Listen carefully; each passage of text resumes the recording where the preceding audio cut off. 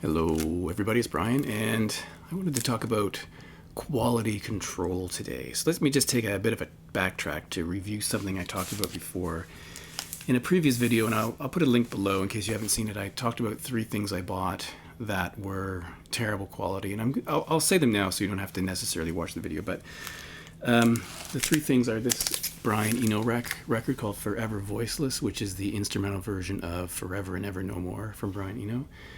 And I bought this in a sale bin in a record store as a final sale. And this sounds absolutely dreadful. It is full of noise. No cleaning would fix it. And of course, reading the Discogs description, I realized I'm not the only one who had this issue. It's been described as the most amateurish pressing ever. I tried to contact the company, but I got nowhere with it. So it is unlistenable. And I hate to sell it because I'm just saddling someone else with the problem. So I talked about that one. I talked about this record from Jens Lekman, I Know What Love Isn't, which has a pretty cool die-cut sleeve, and you can change the image that shows there. The copy I had is on this colored vinyl, and again, it sounds terrible. There's lots of noise. It's in the pressing though. It can't be on the record. I cleaned it, no difference. I actually did contact the company, and they sent me a replacement. Now the replacement they sent me, and again I mentioned this in a later video, was on black vinyl. So this is black vinyl version. Sounds the same. And of course, in reading the Discogs entry, I realized that many people have this issue with this record. It's atrocious. So I'm stuck with those ones. I don't know what to do with them. And I also mentioned this Black Sabbath box set for Paranoid, the Super Deluxe box set. And in the video I showed the records. I'm not going to pull them out now, but every disc in here is covered with, I'm almost going to call them micro scratches, but tiny scratches. Some not so tiny, some long, but they're fine scratches all over both sides of each record. It doesn't affect the play, strangely enough, but it looks terrible. I mean, it looks really awful. And again, after reading the Discogs entry, I realized that many people have this issue. So this one I bought from a record store in Canada. I'm not sure if they ever had a physical shop, but they sold online, and they had these shipping thresholds, free over a certain amount. I had some promotional discount. The record store is no longer in business, unfortunately, but I didn't clearly check the return policy. Like, can I return it? Do I have to pay to have something returned? That prevented me from returning this. So it plays fine, but it's really irritating to have something like that, especially if I want to sell it in the future. Someone's gonna look at these records and think, what did I do to them? But it sounds fine. But it does lead me to think about, quality control, but also Black Sabbath, because I'm going to give you another example. This Black Sabbath Super Deluxe box set for Technical Ecstasy. Now, fortunately for me, this was an Amazon purchase, and on Amazon you can return pretty much anything you want with a reason, and the reason on this one was pretty clear. So what is going on with quality control in the Black Sabbath camp? Let me just ask that question. So first of all, I put this on, I played side 1 of the original record, sounded fine. I flipped it over, and the first thing I noticed on side 2 is this clicking noise every revolution. Click, click, click. So I took it off, and that went on for like 45 seconds or so. There was a defect on the first song on side 2. It just was not really a scratch. It was some marking on the vinyl that couldn't be cleaned off, and it was obviously somehow a manufacturing defect. So I thought, I'll send this back. And as I was looking through the rest of the records, I got to the live set, the Live World Tour 76-77, part 1 and part 2 on sides 4 7 inside. Record 4 and record 5. So as I'm looking, I realized there's something really strange here, because I thought I had just looked at the record, but I realized that there were 2 copies of LP5, but LP4 was missing. So 2 copies of LP5.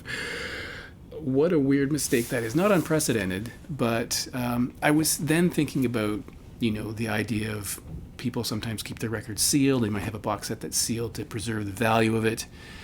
And I was thinking about that because if I kept this sealed and opened it later or whatever, you would find then that you couldn't return it because it would have been too long and you were stuck with this thing that no one would want. So, I always do open my records, and I have purchased sealed things in the past. I think I'm a little more reluctant to. Because what if you buy a box set that's used that you can't return, that has a defect like this? Two problem things with this record. So I do wonder about quality control, and it did also remind me that sometimes we can make mistakes on our own. I mentioned this record where I bought this used, but realized afterwards that the wrong record was inside. But check out this experience I had with this Leonard Cohen album, Songs from the Road, which is a double live record from 2010. I bought this in a local shop. I took it home, and the first record was in fact a Leonard Cohen record, disc 1, but where the disc 2, which should have been the second part of the album, was actually a Steve Earle record. So I went back, explained the problem. She goes, "Oh, just grab another one." So I go downstairs to where the records are, grab another copy, take it up to the cache, and I said, if you don't mind, I'm going to open it here to make sure it's fine. I opened it up. First record is Leonard Cohen. The second one is Steve Earle. Go back downstairs, get another copy, open it up. First record is Leonard Cohen. Second record is Steve Earle. I go back downstairs, grab their last copy. First record is Leonard Cohen. Second record is Steve Earle. So I just got my money back, which is great. And a few weeks later, I went back and actually got another copy, and I opened it in the store, and it was correct this time. That's a weird error. Like, that is weird. It's almost less strange to have two copies, as in the Black Sabbath instance, two copies of one record, rather than having a record from a completely different artist. So that is really strange. So imagine buying a copy of this in a used record store. You go in there, you buy this, and some record stores don't let you return used records, and you find out that the second record is Steve Earle. That's weird. So I'm less inclined to buy sealed used copies unless I know I can take it back.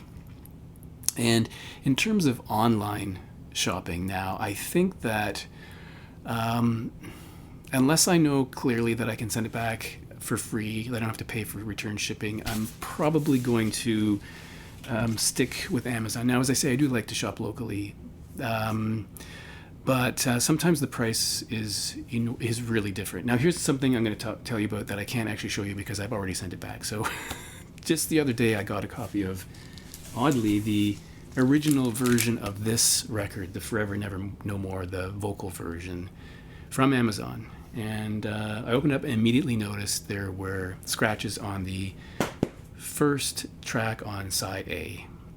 And when I put it on to see if it made any audible noise, I realized the record wasn't even flat. It had quite a wave to it. So I have sent that back. Now, the other thing I forgot to mention is that on one of the copies of record number 5 in here that I had 2 of, on one track, there were all of these really bizarre scratches. I forgot to mention it. Sort of strange figure 8 kind of scratches, very fine, looked like someone drew them on with a pen or a pin or something like that. Again, very weird. I've never seen something quite like that before. So I waited to get the replacement to make sure everything was fine, and the new one was totally fine. So I sent the old one back, got my money back, or got the exchange or whatever. So I'm happy with that. But talk about weird things happening in the vinyl pressing these days. So anyway, I guess this is a warning to myself to carefully check used records, to be cautious about buying used sealed things, and to really investigate online shops, because I've bought things before without even thinking about returns. Like, it happens so infrequently, why would I even think about returns? But it is something to think about. Anyway, I still don't know what to do with this. Anybody wants to buy it, maybe you want to buy it, I'll get a new copy. But anyway, thanks for watching, and I'll talk to you in the next one.